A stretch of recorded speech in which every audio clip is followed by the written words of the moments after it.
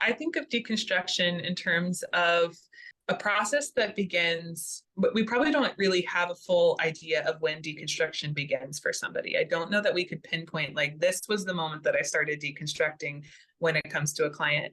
But I do think that it starts probably sooner than people realize, that there are moments, even in childhood, adolescent, especially if you're brought up in their religion, where there was some kind of disconnect. And a lot of times your mind is going to keep that on a very unconscious level, mostly because there's this concept called betrayal blindness, which basically means that our minds are going to prioritize attachment over anything else. Like, we need desperately to be attached just from an evolutionary standpoint. And so our minds are going to try to prioritize that if we can. Your mind is going to be willing to let go of things that are harmful or to kind of shield that from you, from your conscious experience, in favor of keeping you attached. And we find that a lot in religion, where the risks of unattachment are so high that your mind's going to keep you kind of blinded or put fog on your glasses associated with the harm that's being done. And so a lot of the deconstructive process, I think, is actually pretty unconscious. There are these disconnects happening behind the scenes that you're not fully aware are causing discomfort for you until they get big enough. We've talked about this metaphor of putting items on a shelf. A lot of people in the deconstructive space use this metaphor of, I put enough items on the shelf and until eventually your shelf breaks because of the weight of all of the items there. And I think that that's very appropriate as far as the deconstruction goes, is even on a subconscious level, you're putting items on a shelf, and then eventually that becomes more and more conscious over time as that shelf gets weighed down until eventually it breaks. And then it's a fully conscious process as you go through the deconstruction of it all. Over time, we found that the attachments that children have to their parents follow us through the adult lifespan. So often we will seek out romantic relationships, etc., to people that remind us of the same types of attachment that we had with our parents. What we're recently finding over like probably the last 5 years is when I'm seeing research like this pop up, is that high demand religion and or cults, things like that, actually take the form of attachment or primary attachment for people. And so in a very similar way, like they would with a parent or with a significant other, people feel an intense attachment to the religious structures that they're part of. And they can actually take the place of a human-based kind of attachment need, even though they're an organization or a religion. And a lot of times you see that attachment play out in the religious structure, but also in their relationship with religious leaders and or a deity figure like God, something like that. They often have that type of intense religious attachment to those things. I would say probably about 50% of the people that I see that are coming to me for the deconstruction process are late 40s and above. So we're not just talking about a millennial process or, Gen Z. We are talking about a whole spectrum of people. I think that there's probably a lot of factors to that. One is definitely the information exchange that's happening now through TikTok and other social media spaces, that it's just so easy to see other perspectives now and to be exposed to those things. And then also, I think really we're seeing a lot of fallout from the pandemic and what happened with COVID and people not being able to maintain their religious rituals in ways that they might have been doing their entire lives. And this is the first time that they experienced a massive interruption to those religious rituals. And for a lot of people, that was kind of a wake-up moment for them to be able to really sit with how they actually feel about these things.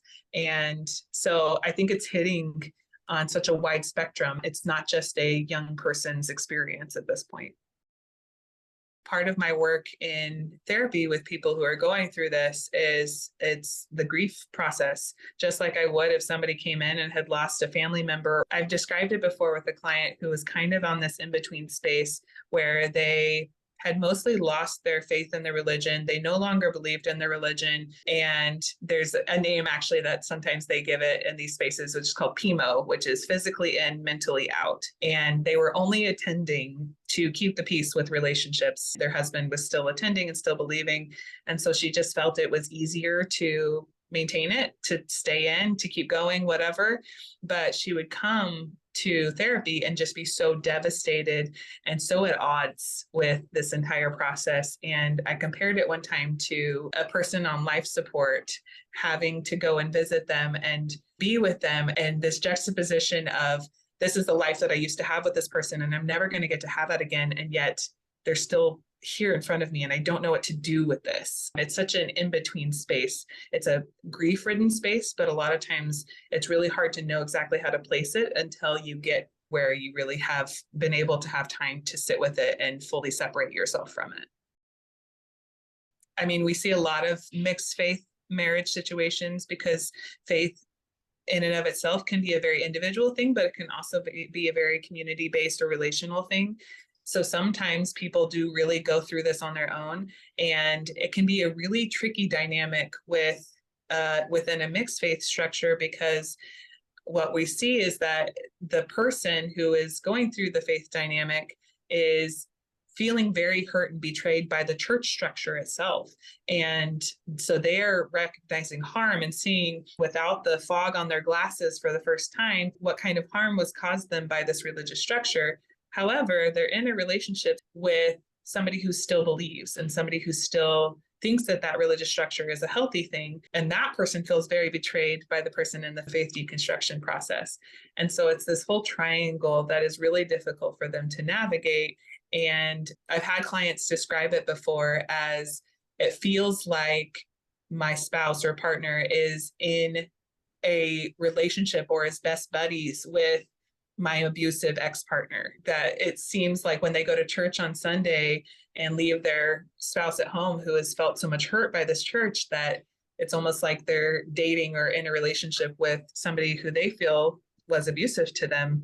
And it can feel just like so painful for both people in that dynamic. It's an incredibly painful thing to go through.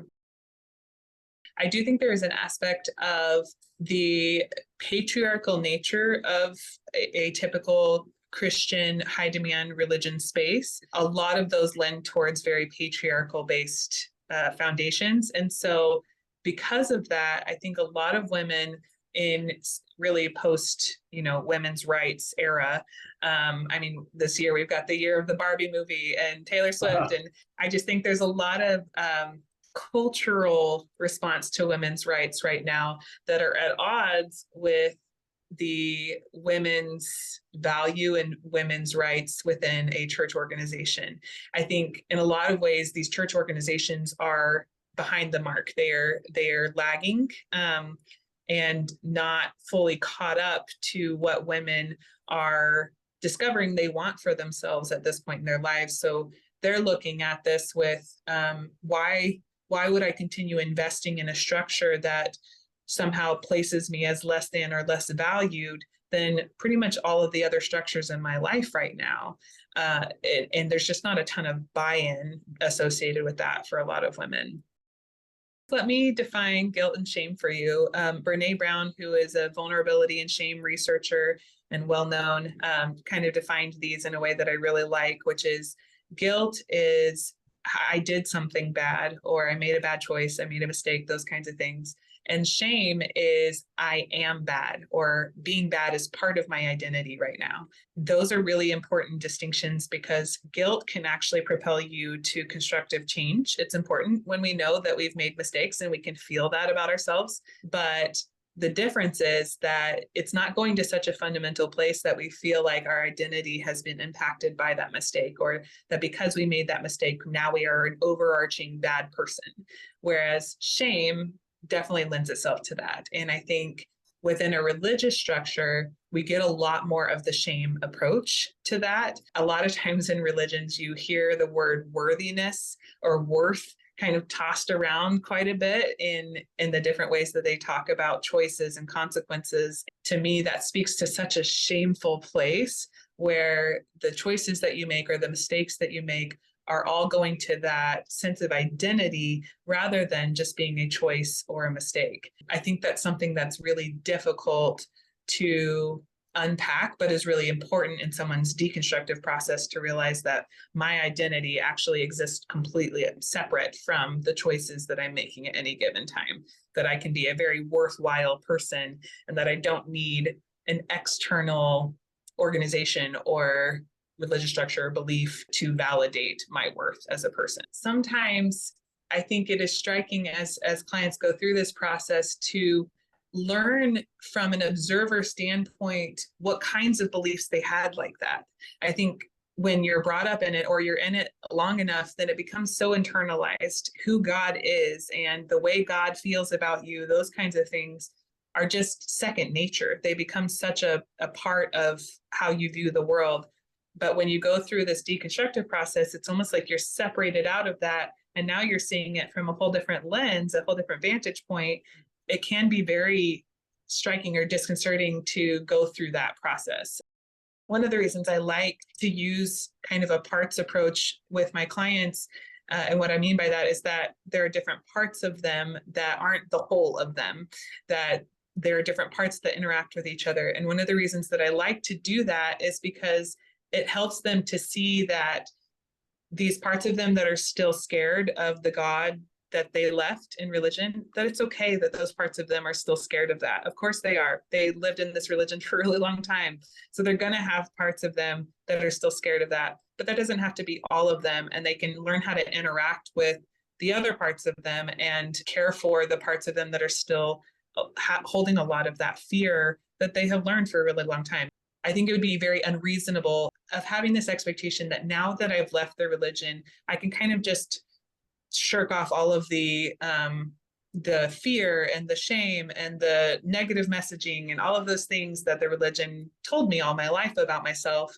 And it's just not that simple. You're going to have a lot more of internal struggle than that with all of these parts of you that are still holding on to the possibility that those fears are reality. It takes some time and it takes some inner self trust and identity work in order to get you to that place. We've talked about the grief associated with the loss of religion, and I think that's such a huge component, is to be able to sit within the grief and acknowledge the loss associated with it, which is a lot of times why people stay in that kind of stuck place, is they're not ready to have to go through that process yet, which is totally fair.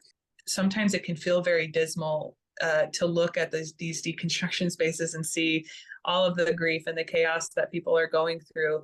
But I have seen such beauty and such power in people being able to go through these processes of grieving this external identity and this external sense of self, but being able to find this new sense of self and identity within themselves. And that is something that they can take through the rest of their lives and feel so anchored in. Whereas the church or other kind of external forms of identity might shift or change and they don't have control over those things. And so I just think that there's such a beauty in this process of recentering in that and reclaiming that and having this truly present-based experience involved in all of it rather than this external kind of abstract experience that the religion offers.